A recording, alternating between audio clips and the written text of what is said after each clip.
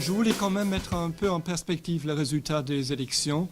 Et je trouve le résultat est évidemment choquant à prime abord. Et en même temps, c'est à peu près ce qu'on escomptait. C'est-à-dire la remontée des nationalismes, des populismes et des extrémismes, c'est regrettable. Mais ce n'est guère étonnant avec une situation de morosité, au moins dans le sud de l'Europe, et des efforts qui ont été nécessaires de part et d'autre. Alors, mais le sud de l'Europe n'a pas voté populiste et droite. Ouais, je pense que Tsipras n'est pas très modéré non plus. Et bon, je trouve encore que le vote extrémiste était... On a limité les dégâts. On aurait pu faire pire. Et en même temps, je pense finalement, il y aura peut-être 20 à 25% de populistes et extrémistes. Ce n'est pas réjouissant, mais ça n'évitera pas au Parlement de travailler proprement.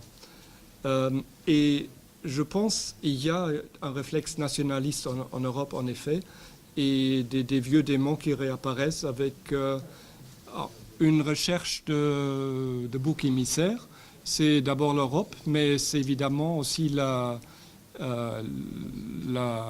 nation ou l'État le plus influent, l'Allemagne, a fortiori.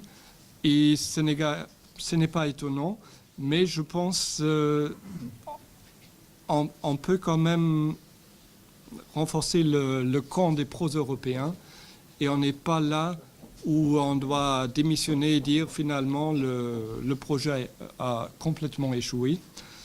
Je pense aussi que c'est une chance, une opportunité pour l'Europe, au Parlement européen, qu'il y aura plus de drames, si l'on veut, plus de conflits, parce que, comme Danny Funk l'a bien analysé, la politique européenne, dans le passé, manquait un peu de drame.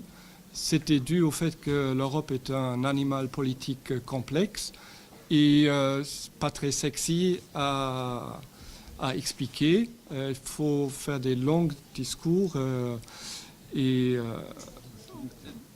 des digressions même. Alors, où j'en voulais venir, c'est finalement, c'est une chance aussi de cointrer peut-être ces réflexes nationalistes en se recentrant un peu sur le projet originel. C'est le principe de la subsidiarité, je pense, a été négligé dans le passé. On a essayé d'élargir l'Europe un peu partout et d'en faire une autoroute, mais on n'a pas toujours avancé très rapidement.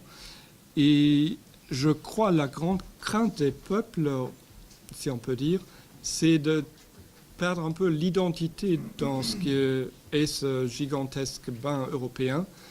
Et là, il faudrait peut-être laisser plus de liberté, de champ d'action à l'application des directives. Et je pense, dans le passé, les directives ont toujours fixé des objectifs à atteindre, mais ils ont laissé aux pays les moyens par lesquels ils veulent les atteindre. Et bon, je voulais un peu conclure sur une note plus optimiste et qu'il n'y a pas lieu de tout jeter par-dessus bord et de dire le projet européen a échoué, il faut recommencer à zéro. Ça serait autant une faute que de